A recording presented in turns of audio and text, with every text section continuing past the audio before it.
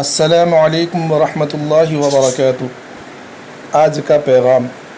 حضرت عبداللہ بن مسعود رضی اللہ تعالی عنہ سے مروی ہے کہ نبی کریم صلی اللہ علیہ وسلم نے ارشاد فرمایا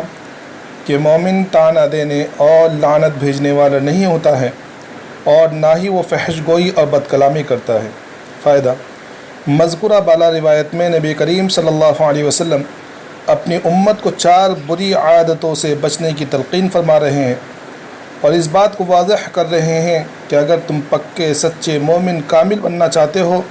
تو ہمیشہ اپنی زبان کو کنٹرول میں رکھو،